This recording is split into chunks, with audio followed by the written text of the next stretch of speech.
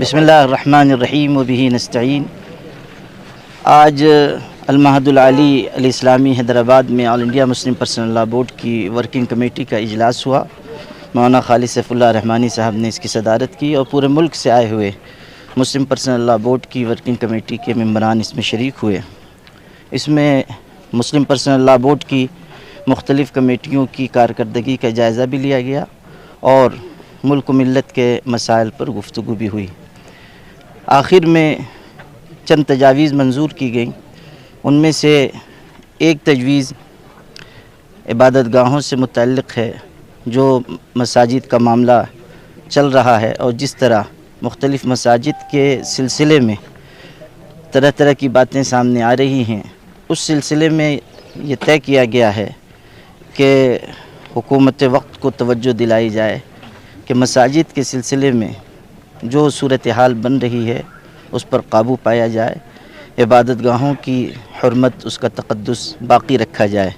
اس سلسلے میں legal committee ہماری آگے کام کر رہی ہے۔ اسی طرح فلسطین کے سلسلے میں ایک تجویز منظور کی گئی۔ جو کچھ ظلم و ستم فلسطینی مسلمانوں پر کیا جا رہا ہے اور جس طرح ان کو نشانہ بنایا گیا ہے، مسلم پرسنل لاء بورڈ کے اس اجلاس کی جانب سے اس کی سخت مذمت کی گئی اور غاصب اسرائیل کی جو کوششیں ہیں اور جس طرح کے مظالم وہ ڈھا رہا ہے، اس سلسلے میں مسلم پرسنل لاء بورڈ کا یہ اجلاس حکومت کو بھی یہ توجہ دلاتا ہے کہ گاندھی جی سے لے کر اٹل بہاری واجپئی تک جو پالیسی رہی ہے مظلوم کے ساتھ دینے کی اور ظالم کی مذمت کی، اسی کو اختیار کیا جائے۔ وہاں کے مسلمانوں نے جس ہمت العزمی اور مقامات مقدسہ کی دفاع کے لیے جو کچھ قربانیاں پیش کی ہیں، اس کی تحسین بھی کی گئی۔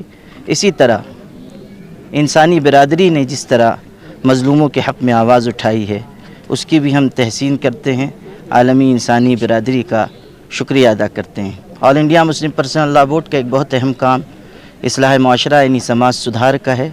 اس سلسلے میں بھی یہ تجویز منظور کی گئی ہے کہ اس کام کو اور تیز رفتاری کے ساتھ آگے بڑھایا جائے اور سماج سدھار کی مہم میں تیزی لائی جائے۔ اس کے لیے مولانا فضل الرحیم مجددی صاحب کو کنوینر بنایا گیا ہے اور مولانا یاسین علی عثمانی صاحب اور محمد عمران محفوظ رحمانی کو جوائنٹ کنوینر مقرر کیا گیا ہے۔ تفہیم شریعت کمیٹی اور خواتین ونگ، اسی طرح دارالقضاء کمیٹی، مختلف کمیٹیوں کے سلسلے میں گائیڈ لائن بنائی گئی ہے، جسے انشاءاللہ جلد از جلد نافذ کیا جائے گا۔ مسلم پرسنل لاء بورڈ نے ازدواجی زندگی کو بہتر بنانے کے لیے ایک نکاح نامہ مرتب کیا ہے، جو ماہرین قانون، علماء اور فقہا کے مشورے سے تیار کیا گیا ہے۔ آج کے اس اجلاس میں یہ تجویز منظور کی گئی ہے کہ اس نکاح نامے کو عام کیا جائے اور تمام نکاح پڑھانے والے حضرات، قضات، ان سے درخواست کی جائے کہ وہ مسلم پرسنل لاء بورڈ کے اس نکاح نامے کو عام کریں اور اسی کے ذریعے نکاح پڑھایا کریں۔ مسلم پرسنل لاء بورڈ اسے بڑی تعداد میں شائع کر کے لوگوں تک پہنچائے گا۔ مسلمانوں سے بھی گزارش ہے، ائمہ، علماء، نکاح خواہ، قاضی حضرات سے بھی گزارش ہے کہ وہ اس سلسلے میں پوری توجہ دیں۔ اس کے علاوہ مسلم پرسنل لاء بورڈ نے عبادت گاہوں کے مسائل پر بھی غور و فکر کیا ہے اور لیگل کمیٹی کو اس کے سلسلے میں ہدایات دی گئی۔ اوقاف کے سلسلے میں بھی غور و خوض کیا گیا۔ وقف کے سلسلے میں کمیٹی بنی ہوئی ہے اور اوقاف کے سلسلے میں مسلم پرسنل لاء بورڈ پوری طرح فکر مند ہے، اس پر بھی انشاءاللہ جلد قانونی کارروائی کی جائے گی۔ 91 کا